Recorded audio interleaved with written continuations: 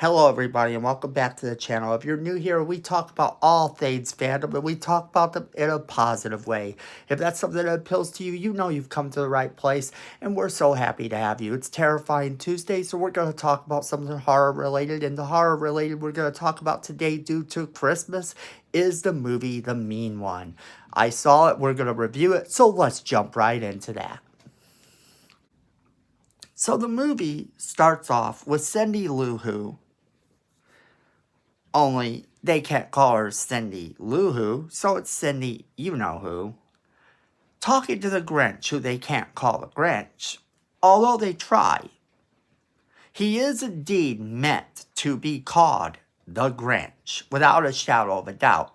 Just if they say that, then they get into a whole copyright issue that they don't want to get into. So because of that, we'll jump into that a little bit later.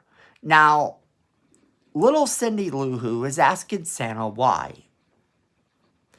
And it results in him having to murder her mom. Jump forward 20 years later.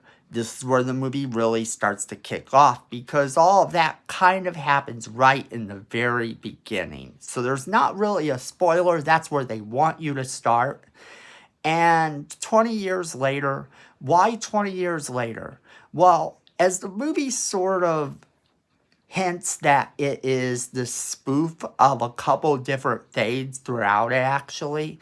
Mainly, of course, being a spoof of the Grinch. But it also spoofs a few other things along the way. One of which, the main one of which, is actually Halloween. And the whole H2O, Halloween 20 years later, then Halloween another 20 years later, okay?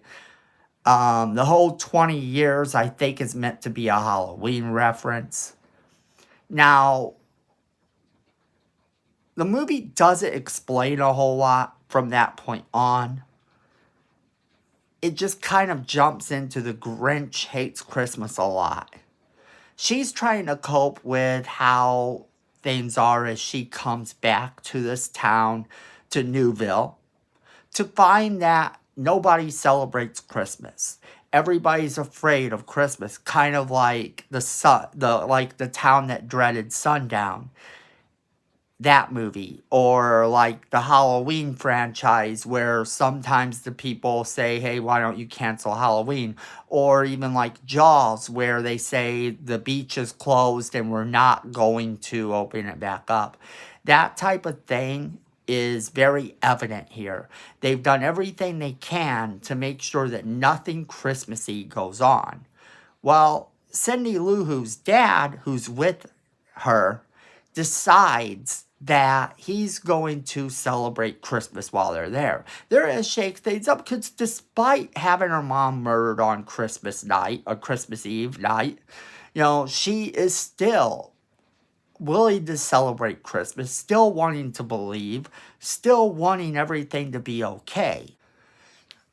Now, I'm not going to sit here and tell you that this movie is great or it's groundbreaking in any way, shape, or form. However, the main actor, David Howard Thornton, does do a good job as the mean one. He has that type of mime ability to him that enables him to play Art the Clown. And he brings that same mime type of behavior to the mean one. So in that regard, he really does steal every scene he's in. And he kind of is the biggest star in the movie at that, too. There's not a lot of big names in the movie. So if you're thinking that this movie is looking really low budget, it's because it is. This movie doesn't have a high budget at all, and it doesn't have anything in it that makes it look like it's trying to be a high budget movie. This movie is about as low budget as it gets. The blood even looks sort of animated. No kidding. When he's killing someone, the blood that splashes up looks like it is literally drawn on.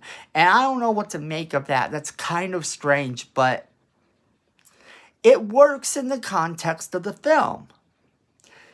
The film treats itself like the world's biggest spoof. And because it treats itself that way, you kind of find yourself going along for the ride. It's not game breaking and you may hate yourself afterwards, but if you're even remotely going in knowing exactly what you're getting into, it is an entertaining movie. The amount of inside jokes and stuff that they put in the movie is actually something that I found quite amusing. The movie knows when to spoof itself and how to spoof itself well. It knows when to make these jokes. The rhyming throughout the movie is very reminiscent of Dr. Seuss. And the man narrating it is a man named Christopher Sanders, and he does a pretty decent job. He seems natural at doing these rhymes and stuff that are needed to make this Dr. Seuss spoof work.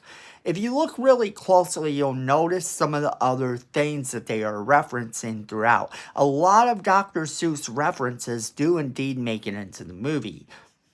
Horton's Bar, for one. Horton Hears a Who, you know.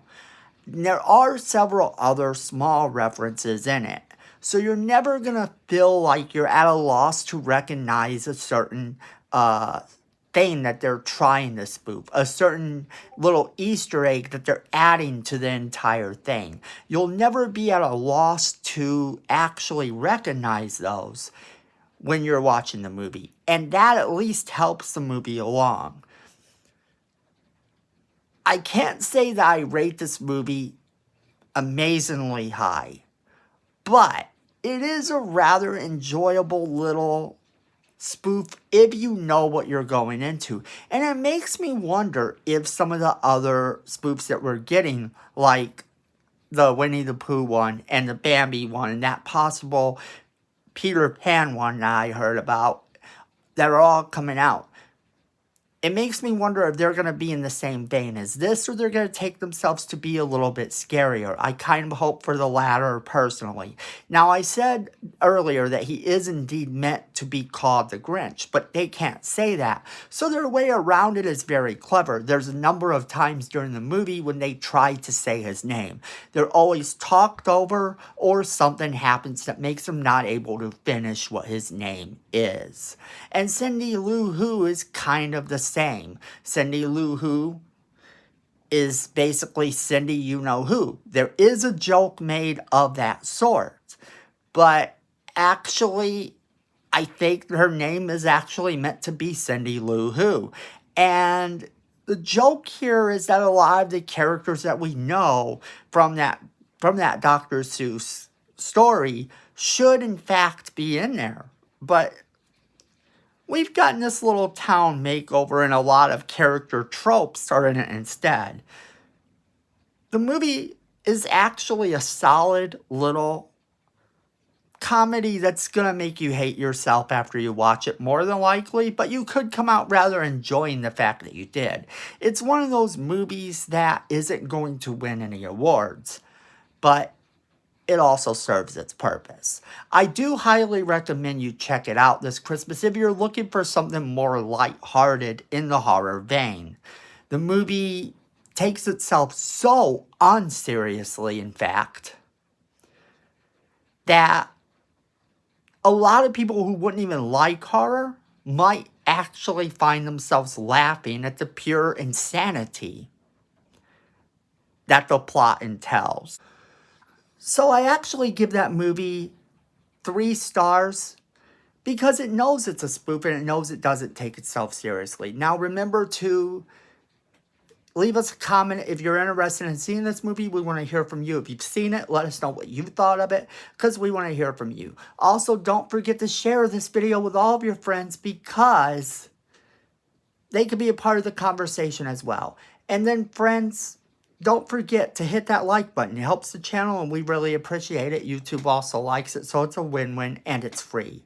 And then also, Miko says we need more subscribers and you don't want to disappoint Miko. So go ahead and hit that subscribe button and hit that notification bell so you don't miss a single video we do. And yes, friends, at the end of the day, fandom is family.